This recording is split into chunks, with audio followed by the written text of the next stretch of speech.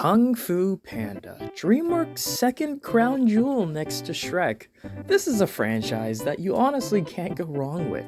These three films have all been great and all have great qualities to them, my personal favorite being Kung Fu Panda 2, but all three of them were just great movies. And the three kinda left it on a good note. And after that, we really didn't expect to see much from the franchise. Until number 4 came in.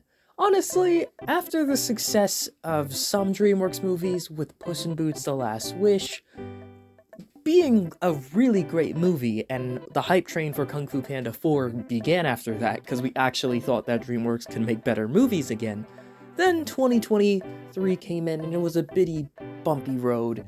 Then 2024 started really rough with this movie. But now we're finally upon Kung Fu Panda 4, and it's been a hype movie with its little advertising. I'm gonna be honest, it didn't have that much, but the first trailer was good enough for me. It didn't sell some people, but what do I think of the movie?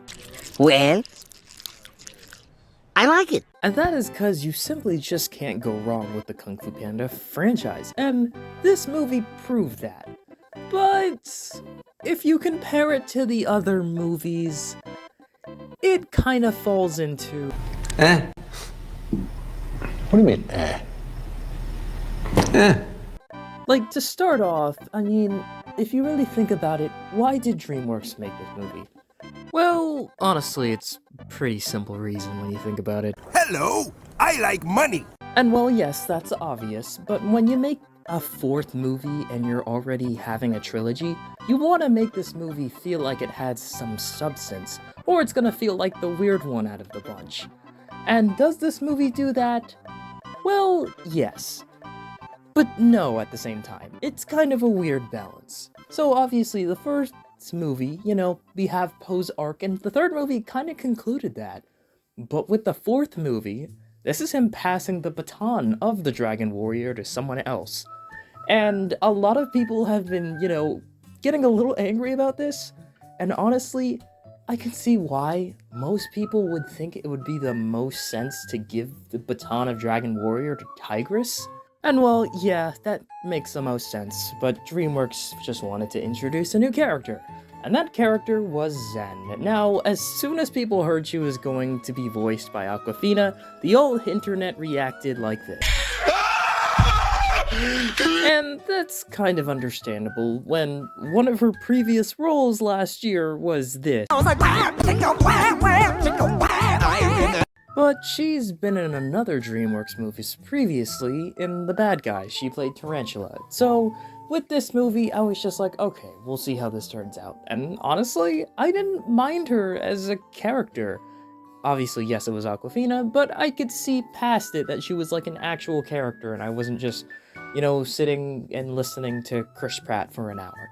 As for Poe, he's basically the same. You can't really go wrong with him, and he was just the same way, charming as ever, kicking butt, skadooshing everyone, but it's not like he's growing as a character after this, Like, after Kung Fu Panda 2, he really, grew as a character after figuring out where he came from and, who took, his mom away.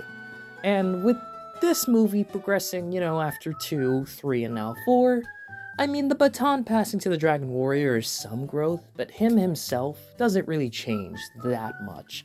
And there's just one thing everyone's talking about this movie with, and it's the Furious 5.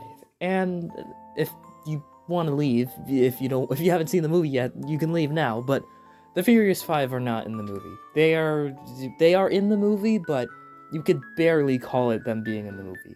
They show up at the very end when the credits start. No dialogue at all, and it's kind of just cheaply done with them saying in the beginning, oh, don't worry, the Furious 5 will be in the movie, don't worry. That was some really some tacky stuff they said. And the movie kind of takes a hit for that. Every Kung Fu Panda movie, the Furious 5 are a pretty essential part of the movie for it to, be a Kung Fu Panda movie.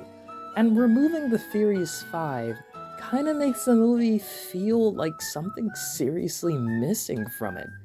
Like, I guess putting Zen in here to, pass the baton down of the Dragon Warrior is a reason for, them to disappear, but them not showing up any point throughout the movie, they just said they're off doing other stuff. It doesn't really make sense for them not to be in the movie at all. So it was a little weird with that, and it was a little thing that tanked the movie a little bit for me. But hopefully in the 5th movie, because it's definitely happening, this movie's breaking expectations, so we're definitely getting it. But with this movie, hopefully we see them in the 5th installment of this franchise. And the Chameleon. This is a villain that's been kind of hyped up since we first heard what she was capable of doing, being able to change into every villain that Poe has faced. And the delivery on her as a villain compared to everyone else is... she's kind of the weakest of the 4. And there's a lot of reasons for this. One, she's not as nearly as fleshed out as the other villains in the movie. Now, don't get me wrong, she has some really great action sequences, and there's one thing with the movie. This movie might have some of the best fight scenes out of the entire franchise.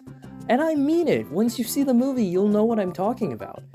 It really, DreamWorks literally got stunt actors for references for this movie. That's how you know they went deep in with this movie. And there were some animation differences with this movie that were kind of like, experiments you could do with Kung Fu Panda. It wasn't anything bad, no. But it was, something stylized, something a little cool. But the fight scenes definitely delivered. But her as a character was just... she didn't have nearly as motives as the other characters. Her reason was because she went to every dojo and they were telling her that she was too small. Mantis is right here! As soon as she said that in the movie, I couldn't get it out of my head.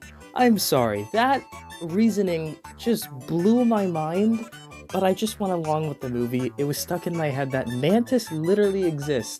You cannot tell me that you are too small to be, just a kung fu master. No. No! No! No! You can't do that! No! It was kind of retconning some stuff, but one thing in the movie that I thought I wasn't going to really enjoy, but I really did. And that was Poe's two-father dynamic. Mr. Ping and Poe's father. And this was a really, really nice subplot, and it was pretty funny at times. It was this whole arc of his father trying to, be tough because they don't believe that Poe... they basically said it. They don't believe that Poe can take down the Chameleon, and they want to go after him himself to, try and help him. However they would, I don't know. But the way they got to find Poe, going to these different locations, trying to act tough and everything... there was really funny moments. I think this was not the biggest highlight of the movie, but certainly a thing that will be remembered, I think, a lot from people when they walk out of this movie. It was a really good subplot that I can really, confirm with that. And as for, the elephant in the room, the reason why most of the people are in seats right now watching this movie, the return of Poe's villains. And what do I have to say about this? They're not really in the movie much. Tai Lung shows up in the beginning, but it's not Tai Lung. And the villains do show up in the movie, but Tai Lung is really the only one that has voice lines. Kai and Shen don't have any lines. I really wanted to hear Shen speak again. I've been really missing Shen lately. I really needed to see, how that would change. But we didn't really see anything. Once the Chameleon got Poe's Staff of Wisdom, which had a really, really plot point that I actually genuinely wasn't expecting, Zen betraying Poe and working under the Chameleon. That just came out of nowhere. I was so in the movie and it just, poof, it happened out of nowhere. But the Chameleon, when she's summoning all the villains, it doesn't feel, as, grand as some people were thinking it was going to be. Some people were walking into this movie thinking they were gonna get Kung Fu Panda No Way Home. And it's just not that movie. Tai Lung, for what he was in the movie, I did enjoy. I wish we got to see him a little more. Cause in the trailer, when the chameleon summoned Tai Lung, I thought that was the first part of the movie. Clearly, that was not. But after Po and Zen taking down the chameleon and, them rekindling their relationship as friends, Tai Lung actually accepting that Po, was a good decision by Master Oogway to be chosen as the Dragon Warrior, and all the other Master Villains accept that. That was a nice moment. It was good. But it felt like all the villains in back of him, if they had also said it, then it would have really added to it. If they all accepted and said, hey, Master Oogway wasn't wrong about you after all, that would have hit harder. Tai Lung already hit hard with that line. It just felt like there was a little more needed if that was truly going to be our send-off for those villains. But other than that, I think Kung Fu Panda 4 is a pretty good movie, but when you compare it to the others, it's kind of the weakest on the side. But it's a really fun movie that honestly I do recommend you guys go check out. And it's just, you could look at this movie and say, yeah, it's good, but the other ones are better. It's a perfectly fine movie, and DreamWorks kinda needed this after the films we've been getting lately. So, that's my thoughts on Kung Fu Panda. What did you think of it? Did you think it was good? Did you think it was bad? Or you're kind of in the middle? Let me know down in the comments, and I will catch y'all in the next video. Skadoosh.